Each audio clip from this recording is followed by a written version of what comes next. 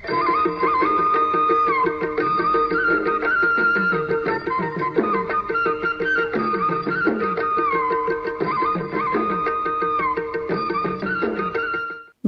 దోపిడి.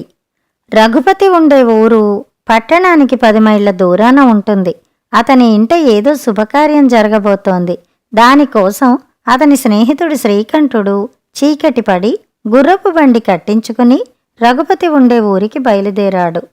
పట్టణానికి రఘుపతి ఉండే ఊరికి మధ్య చిట్టడవి ఉంది. ఈ అడవిలో కొంతకాలం క్రితం రఘుపతిని దొంగ దోచాడు. అది ఎలా జరిగినది రఘుపతి శ్రీకంఠుడికి లోగడ చెప్పాడు. రఘుపతి ఏదో పనిమీద పట్నం వచ్చి త్వరగా తెమలక చీకటిపడి తన ఊరికి బయలుదేరుతూ గుర్రపు బండి మాట్లాడుకున్నాడట. బండి చిట్టడివిలో చాలా దూరం వెళ్ళి ఒక మలుపు తిరిగేసరికి దారికి అడ్డంగా ఒక చెట్టు కొమ్మ పడి ఉంది. బండి ఆగిపోయింది. ఒక చెట్టు వెనక నుంచి ముసుగు మనిషి ఒకడు పదునైన కత్తితో వచ్చి రఘుపతి మెడకు కత్తిమున ఆనించి ఉన్నదంతా ఇచ్చెయ్యి అని డబ్బంతా తీసుకుని బండివాడి జేబులో ఉన్నది కూడా తీసుకుని చెట్ల చాటుకు వెళ్ళాడు. చీకటి ప్రయాణం వద్దంటే విన్నారు కారు. నా కూతురు పెళ్లికి కూడబెట్టిన 500 దొంగ కాజేశాడు అని బండివాడు లబలబలాడాడు. రఘుపతి తన ఊరు చేరినాక బండివాడికి 500 ఇచ్చేసి ఆ రాత్రి వాణ్ణి తన ఇంటనే ఉంచుకుని మర్నాడు పంపేశాడు. ఏడాది క్రితం జరిగిన ఈ సంఘటన గురించే ఇప్పుడు గుర్రపు బండిలో రఘుపతి ఊరికి చీకట్లో పడిపోతున్న శ్రీకంఠం ఆలోచిస్తున్నాడు. ఇంతలో బండి అడవి చాలా భాగం దాటి ఒక మలుపు తిరిగేసరికి దారికి అడ్డంగా ఒక చెట్టు కొమ్మ పడి ఉంది. బండి ఆగిపోయింది. ఒక చెట్టు చాటు నుంచి ముసుగు మనిషి కత్తితో వచ్చి శ్రీకంఠుడి కంఠానికి కత్తి ఆనించి అతని దగ్గర ఉన్నదంతా ఊడ్చేసి బండివాడి చేతిలో ఉన్నది కూడా తీసుకుని పోతూ పోతూ శ్రీకంఠుడితో నీ దగ్గర ఉన్న ఆ మూటేమిటి అని అడిగాడు. చక్ర పొంగలి, పిల్లల కోసం తీసుకువెడుతున్నాను అన్నాడు శ్రీకంఠుడు.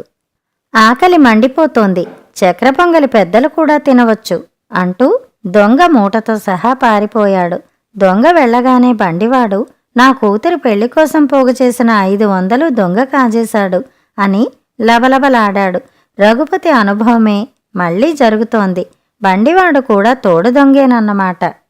బండివాడు చెట్టుకొమ్మ దారికి అడ్డం తొలగించి బండిని ముందుకు నడిపించబోతుండగా శ్రీకంఠుడు కొంచెం ఆగు అన్నాడు. ఇంకా ఎందుకు, మరో దొంగ రావడానికా అని బండివాడు అడిగాడు. రాని, మన దగ్గర దోచుకోవడానికి ఇంకేముంది, అయినా నా డబ్బు నీ డబ్బు ఎక్కడికి పోవులే, త్వరలోనే అవి మనకు తిరిగి వస్తాయి, అందుకే ఆగమన్నాను అన్నాడు శ్రీకంఠుడు. అది ఎలా సాధ్యం అని బండివాడు అడిగాడు. శ్రీకంఠుడు విరగబడి నవ్వి ఆ చక్ర పొంగలి పిల్లల కోసం తీసుకుపోతున్నది కాదు, ఎలకల కోసం తీసుకుపోతోంది. నా స్నేహితుడి ఇంటి నిండా ఎలకలేట. పట్నంలో మంచి ఘాటైన మందు తెమ్మన్నాడు. దొంగ దాన్ని తిని త్వరలోనే చస్తాడు. మనం వెళ్ళి మన డబ్బు తెచ్చుకోవచ్చు అన్నాడు. ఈ మాట విని బండివాడు తెల్లబోయి గజగజ వణుకుతూ రంగా పొంగలి తినకురా అని గట్టిగా అరుస్తూ బండి మీద నుంచి కిందకి దూకాడు. శ్రీకంఠుడు చప్పున వాడి పీక పట్టుకుని దొంగ పీనుగా, దారిదోపిడీలో నీక్కూడా భాగం ఉందా అన్నాడు. బుద్ధి గడ్డి తిని ఇలా మొదలుపెట్టాం, నన్ను వదలండి, నా కొడుకు పొంగలి తిని చస్తాడో ఏమో అన్నాడు బండివాడు ఆందోళనతో. ఇద్దరూ సమీపంలో ఉన్న పాకను చేరుకున్నారు. బండివాడు తొందరగా తలుపు తోసుకుని లోపల ప్రవేశించాడు. వాడి వెనకే శ్రీకంఠుడు కూడా లోపలికి వెళ్ళాడు. లోపల బండివాడి కొడుకు ఆవురావురమని సగం పొంగలి అప్పటికే తినేశాడు. అందులో ఎలకల మందు ఉన్నదిరా నాయనా, తినేశావా అన్నాడు బండివాడు ఏడుపు గొంతుతో. ఏడిస్తే విషం విరగదు, నా మిత్రుడింటికి పద, వైద్యుడి చేత విరుగుడు చేయిద్దాం అన్నాడు శ్రీకంఠుడు. సంగతి తెలియగానే రంగడికి నీరసము చెమట్లు ప్రారంభమయ్యాయి. కడుపులో తిప్పడం ఆరంభమైంది. ముగ్గురు బండిలో రఘుపతి ఇంటికి చేరారు.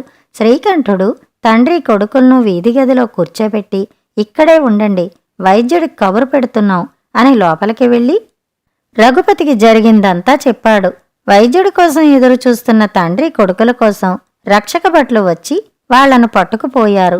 వెళ్లేటప్పుడు శ్రీకంఠుడు వాళ్లతో పొంగల్లో ఏ విషమూ లేదు, కానీ మీ రోగానికి చికిత్స చేసే వైద్యులు వీళ్ళే అన్నాడు.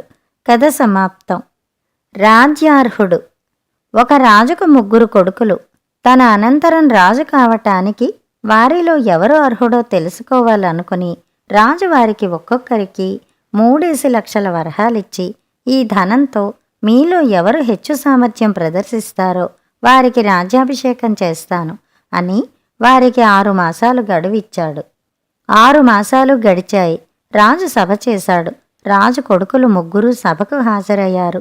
నేను నా డబ్బుతో శాస్త్ర గ్రంథాలను, ధర్మ గ్రంథాలను తయారు చేయించి ప్రజలకు ఉచితంగా అందచేస్తున్నాను అన్నాడు పెద్దవాడు.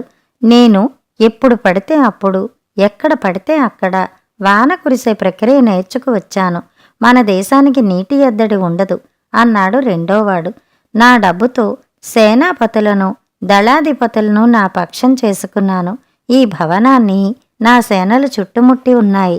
నాకు వెంటనే రాజ్యాభిషేకం చేయించండి అన్నాడు మూడోవాడు. ఆ రోజే వాడికి రాజ్యాభిషేకం జరిగింది. కథ సమాప్తం. కథలు కంచికి, మనం ఇంటికి.